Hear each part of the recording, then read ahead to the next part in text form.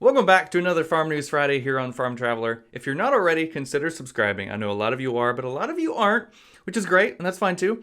But we're trying to get to 1,000 subscribers sometime this year in 2022, and we're almost there. We've gotten like over 100 subscribers in the last like 2 or 3 weeks, which is awesome.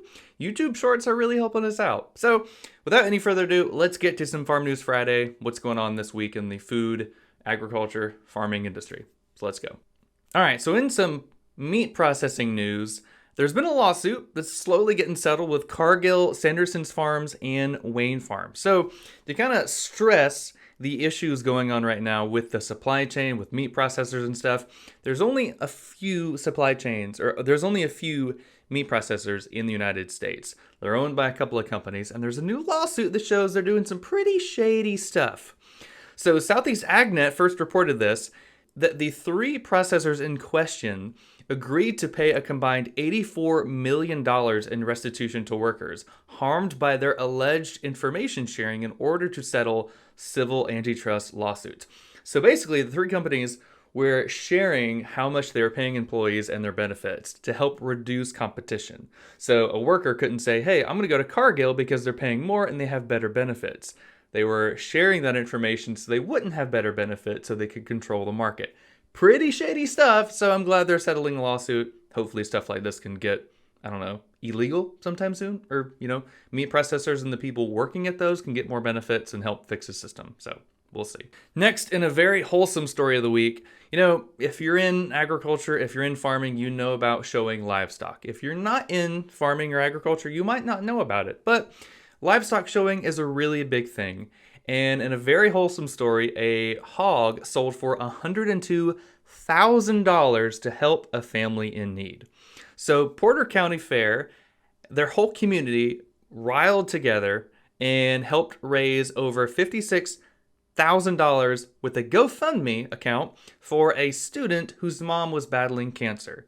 And so in addition to the $56,000 that was raised on the GoFundMe, they sold the hog for 340 pounds, or for $340 per pound, which is astronomical. So it sold for something like $52,000, $54,000 at the fair, and the family was able to get raised over $100,000 to meet the medical needs and stuff like that. So that was really cool. Kind of a great example of small town America helping out their own. So that was great. If you want to read the full article from Ag News Daily, I will link that below in the description, as well as all the other articles that I'm going to talk about today. They're in the description for you to go check out and read. So next, gotta represent the University of Florida. You can kind of see my diploma back there. They have a new program that's hoping to get kids involved in food science.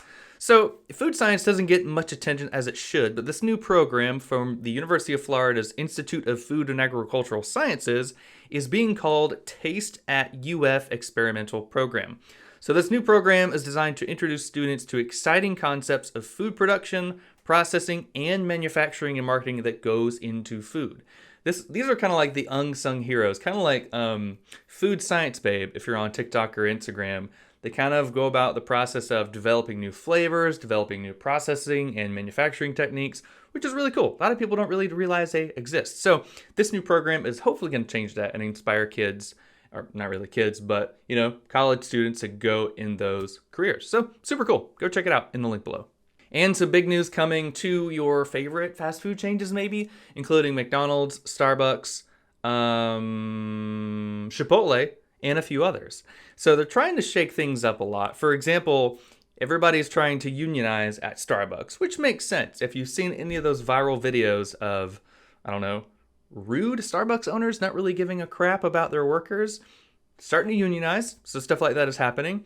Other companies like McDonald's are changing their grading system for their restaurants, maybe to hopefully see if their ice cream machines are working, which obviously, I don't know if you have heard this yet, but the company that made the McDonald's ice cream machines actually sued McDonald's because McDonald's wasn't actually fixing them. So that was pretty cool.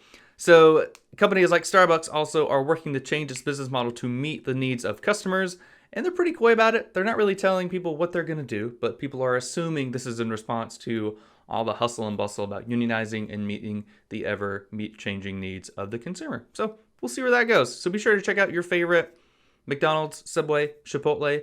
Chipotle's doing more into tech, but they're also not telling a whole lot of people about that. So we'll see what that is.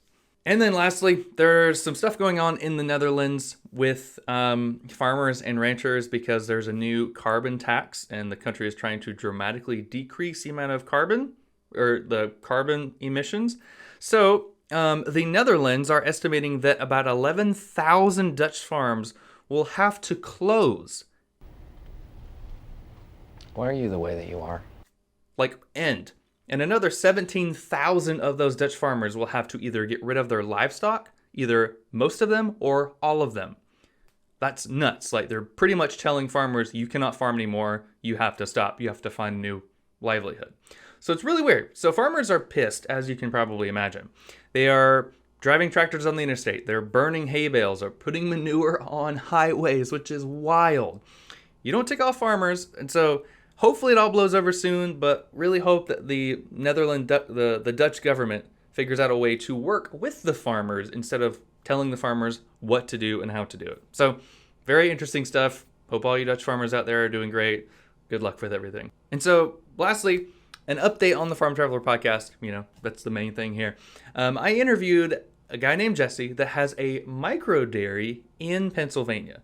So you might be wondering, what is a micro dairy? What makes a dairy micro?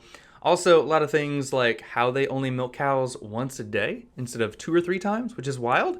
So if you want to check that out, go in the link below for that podcast episode. It was awesome. It's Lane's End Dairy in Pennsylvania. Learned a lot from them, had a blast. Going to try to get up there sometime soon to visit them. That'll be super fun. All right, so thanks for watching. If you enjoyed this video, consider hitting the thumbs up button. If you didn't like it, hit dislike. Tell me what I should do next time. Just let me know.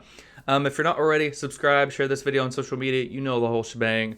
Thanks so much for watching. We'll see you next week here on Farm Traveler on the YouTube channel. And then next Friday with another Farm News Friday episode. So, thanks for watching. See you next time.